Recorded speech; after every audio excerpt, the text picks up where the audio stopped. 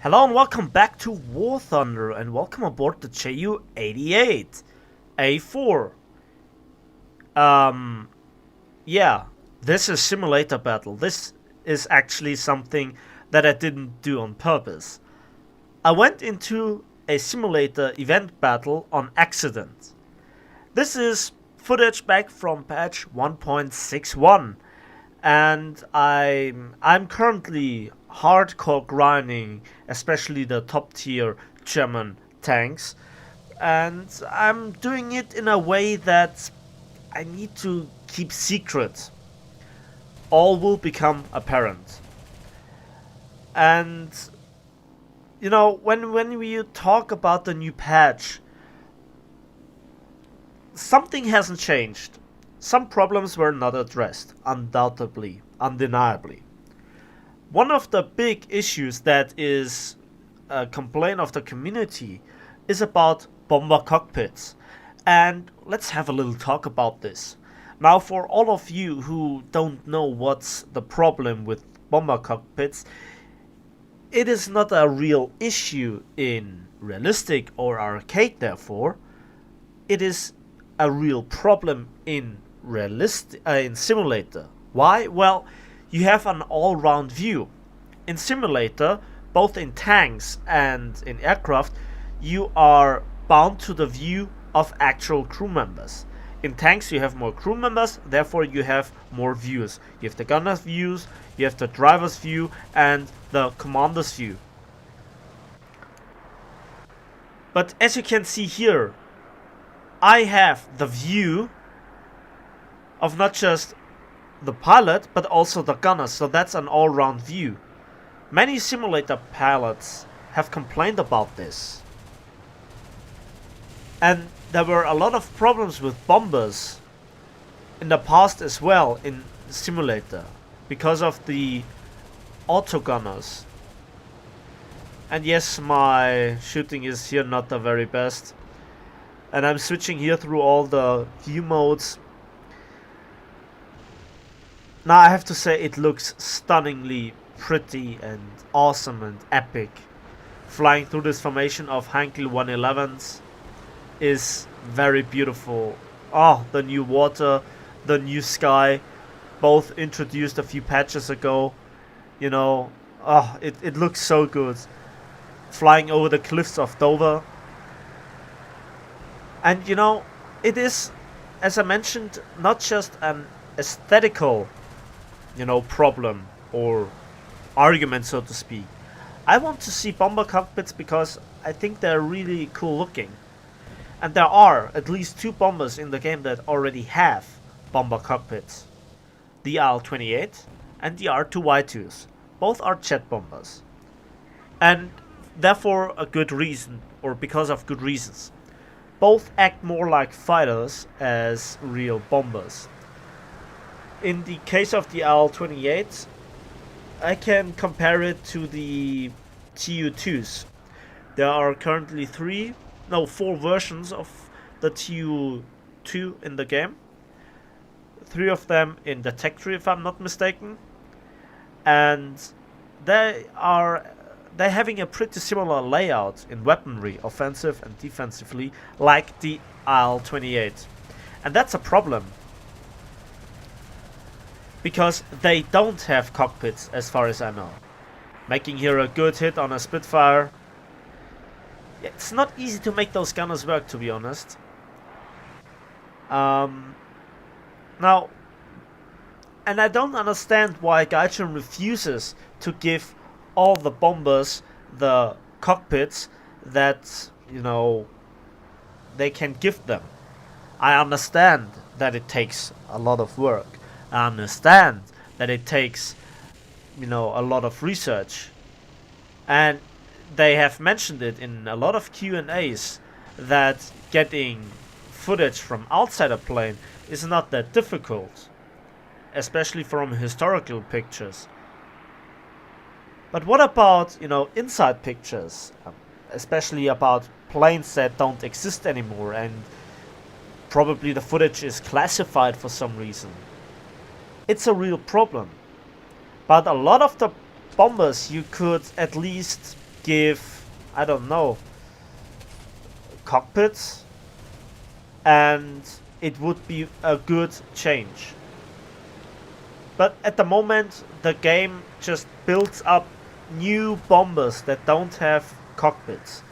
And with every patch, the problem gets, yeah, more difficult or bigger, to be honest. Now, in this battle, it's not that obvious that I exploit this, because I have basically a very simple tactic, staying near the HE-111s. Now at this moment I'm making the run for myself to bomb the airfield, which is obviously the target. And I have to say, overall, flying a bomber in simulator is pretty easy, because I have no joystick, I have no special setups for simulator. I'm flying this with basically my arcade settings. And so it is a very big insult to all the simulator pilots who got their gear, their joystick, track AR, and what they all use, all those fancy things, which they actually put a lot of money into, I guess. I have no idea. And they also, trained a lot to get the torque settings right, to start from the airfield, to not crash into each other, and so on. And then they get just auto-sniped by autogunners, we had this issue a while ago. The first one who mentioned it was Jingles, back in the days when he used to play War Thunder. He mentioned it in Mingles with Jingles episode a long time ago, like 2-3 years ago. Not 3 years ago, but over 2 years ago, with the Sky Police. Like, there was a bomber spam from arcade and realistic players in simulator. And you know why? I tried it out myself once. And I was flying, of course, an American bomber. What if not an American bomber? A B-24 in simulator. I had absolutely no idea what I was doing.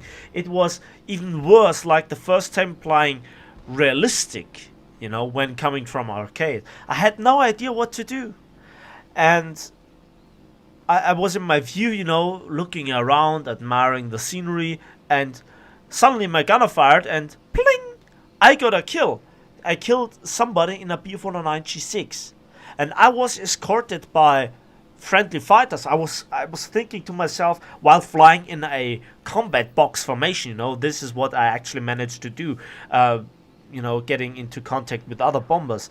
It felt epic. And then I talked to Max, and he pointed something out. You didn't get escorted by fighters, you escorted the fighters. What? And I was a little bit baffled until, Max pointed out, well, it's the autogunners. They alarm the fighters that fly near you, and they actually make it impossible for enemy fighters to sneak up on you. And this is why bombers are such a problem, and why bomber cockpits are important in simulator battles. And people playing simulator battles are leaving War Thunder a lot because of this issue, because of the bomber issue that is still there in simulator. I mean, imagine a TU4 in simulator. Thank you very much. So, again, this was just an accidental click on the simulator bomber battle, and it brought back all those issues with simulators. And, I might do some simulator tank battles, because when they were introduced, they were really epic. So, unsurprisingly, we won the game by bombing the enemy base. Yeah, very, very difficult win. And let's have a look at the result. And I actually survived this, because both engines were heavily damaged, so this was actually a surprise that I survived it. I managed to keep the plane in the air just So, and here we can see that I earned 44,000 silver lines and 3,253 research points. For one aircraft destroyed and one assist and a bit of bombing, which is no effort at all. And I was second in team with 1,528 score points. And you know, I didn't play simulator at all in over a year, and so on, and I don't know. You know, it seems it's a bit, it feels wrong, all right, to do it that easy. This is practically my part to the discussion. So let's sum it up again. Simulator Battles is the third game mode.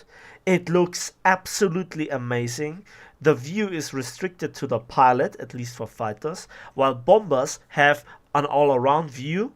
And in the gunner view, which also should be reworked, they can basically simulate in Simulator the third-person view that you have in arcade and realistic.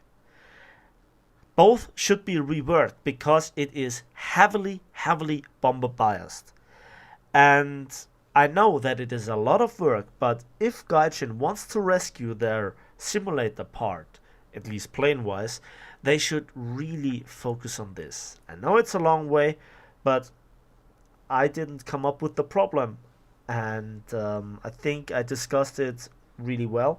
And I'm really looking forward to know your opinions on this subject, because this was a very shallow insight into simulator battles, I give you that. It was in a bomber. I admit that it was no skill at all, you know, a bit of switching between the views, keeping the plane in the air. That was basically it. And on this bombshell, yeah, jokes aside, I think it's time to say goodbye. Thanks for watching. Thanks for listening. Please give this video a like if you did. Subscribe if you want to see more. Follow me on Twitter. And see you in the skies and on the battlefields of War Thunder.